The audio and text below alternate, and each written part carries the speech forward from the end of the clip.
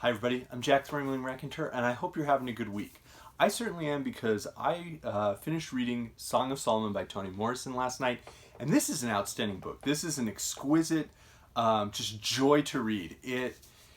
I kind of started thinking of it as almost like this mental and aesthetic feast, where there are all of these different pieces throughout the book, different characters, different themes, different ideas that I was really enjoying. I was really spending time with and exploring, and they were looping through it and interwoven together just so well. Every page works, every chapter works, even really every sentence works within the narrative. It makes sense, it fits, even when it feels like an intrusion of a different character or a different theme.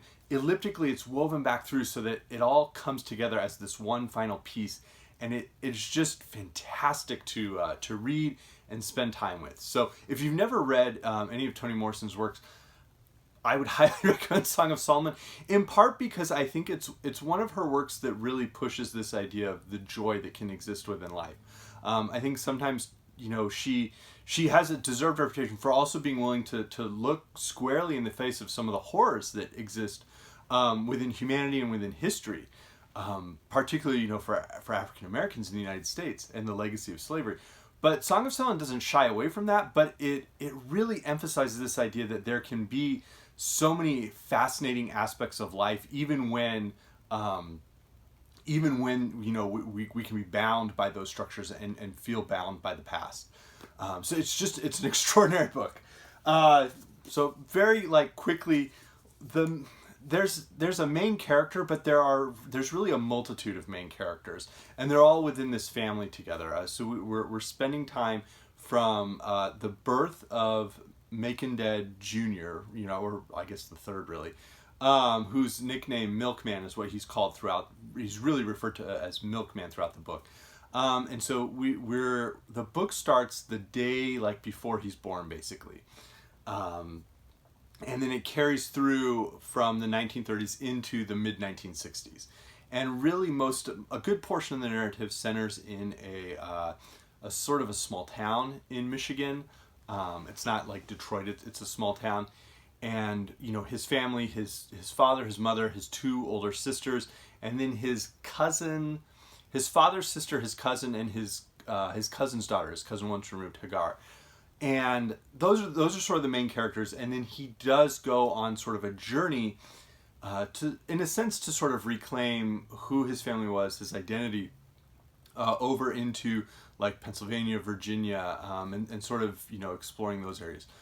But most of the time we're in this small town in Michigan, and it's very much a novel about this family and the relationships that exist within this family, how relationships and ideas that perhaps characters have denied are actually some of the most important relationships, and absolutely integral to those characters' development in their lives.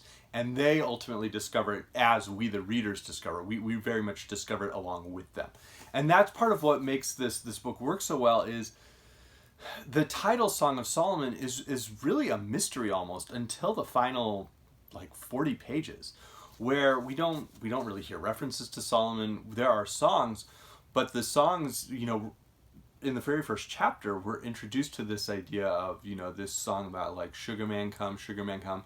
And then later on we find out that maybe the Sugar Man was Shalimon, and then maybe Shalimon was, a vernacular form of Solomon. And so we're given these pieces. I don't think that's a huge spoiler. It doesn't reveal any other details. But we're given these pieces where little components of the books make more sense. They fit in perfectly where they're at, and then they amplify and expand almost in the way of a fractal. Mathematics and art.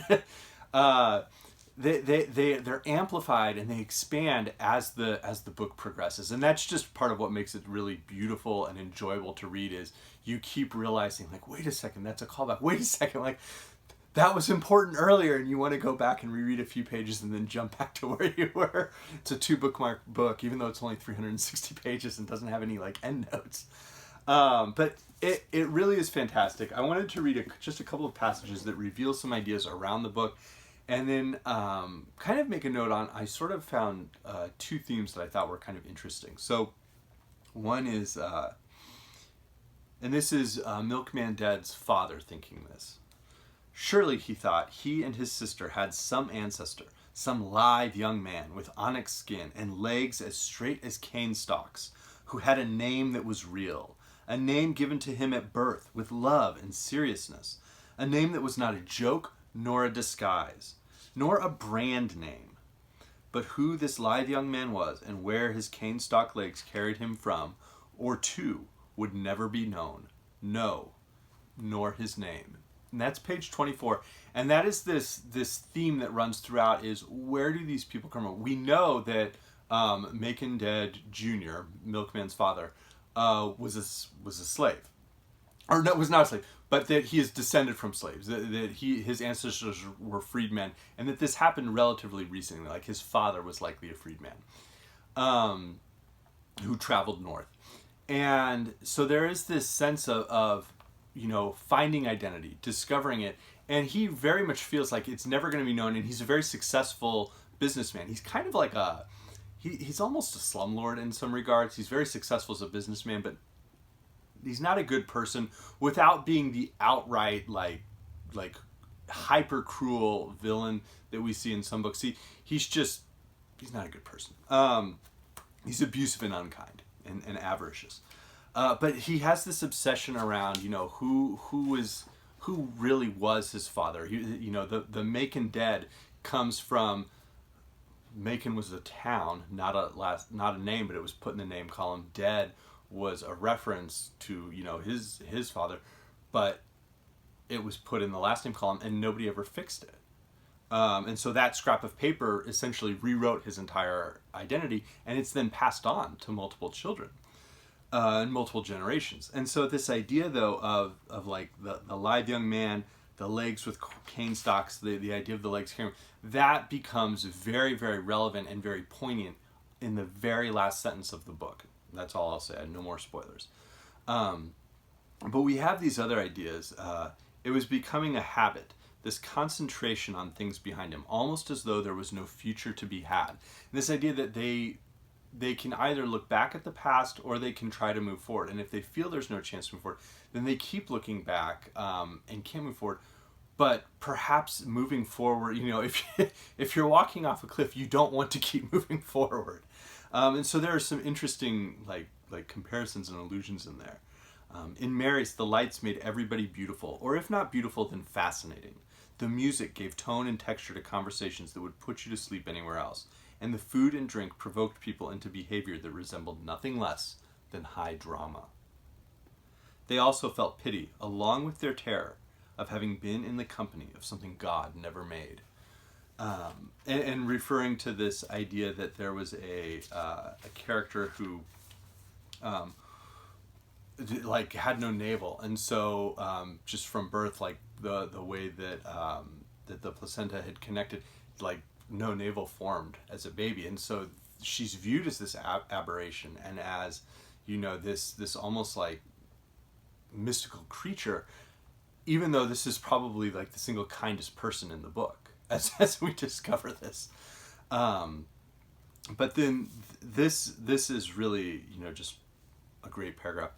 It was what there was before language, before things were written down. Language in the time when man and animals did talk to one another. When a man could sit down with an ape and the two converse. When a tiger and a man could share the same tree and each understood the other. When men ran with wolves, not from or after them. And if they could talk to animals and the animals could talk to them, what didn't they know about human beings? Or the earth itself, for that matter?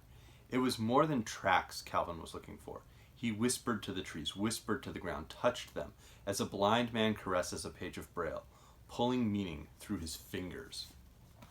Which is just extraordinary. But I think that pushes at this idea. There was that earlier sentence about this concept of, you're either feeling trapped in the past or you can't move forward, and you can't move forward, or you don't want to move forward, and so the past might be a good thing. But I think that paragraph pushes at this idea of this concept of like the Garden of Eden, and this primal innocence that has been lost.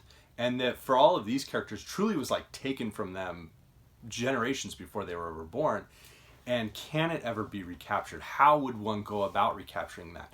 And that fundamentally is what I think Milkman, what Morrison is trying to have Milkman do, is realize that as much as his father wanted to pursue this concept of like acquiring wealth and, you know, being industrious and finding success, finding the success that is defined by this world that he lives in, even though it's a world that, you know, would persecute him and murder his father, who had been enslaved, he really believes like he should find success in that. And Milkman can only reacquire some of that innocence, some of what was lost, by essentially, you know, removing himself from all of those things that his father has sought. And so I that's what I think kind of was going on.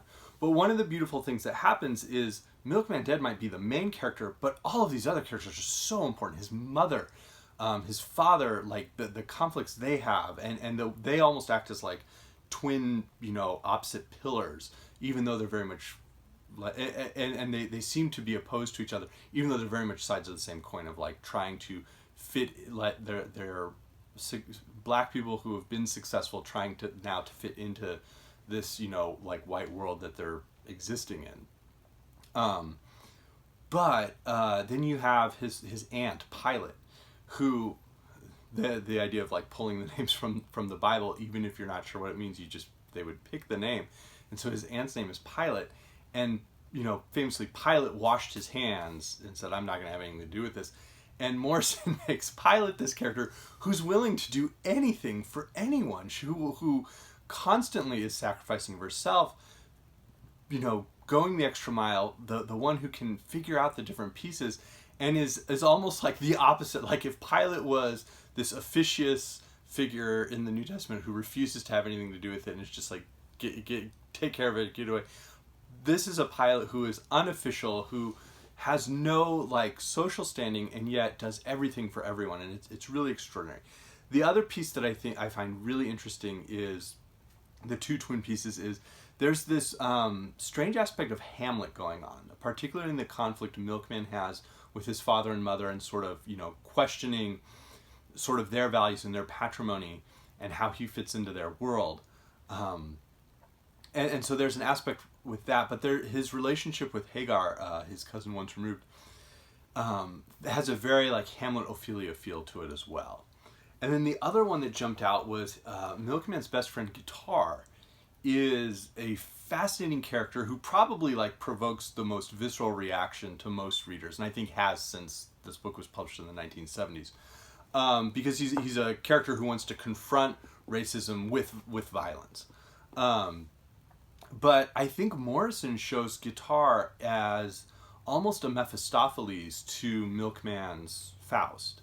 And that concept of, you know, Faust wanted to like seek all of this knowledge, and in doing so lost, you know, he sought all of this arcane knowledge and magic, and in doing so he lost all knowledge of himself, and it ultimately loses himself in sort of Faust Part 1 by Goethe. And Mephistopheles, of course, kind of tempts him on that.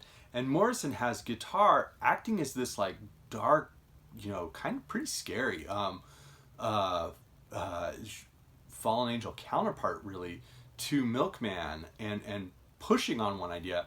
And Milkman ultimately, as I said, you know, they have sought to acquire everything because they had no knowledge of themselves. And Milkman realizes that his quest will be to truly discover his heritage, who his grandparents were, why they were that way, where they lived.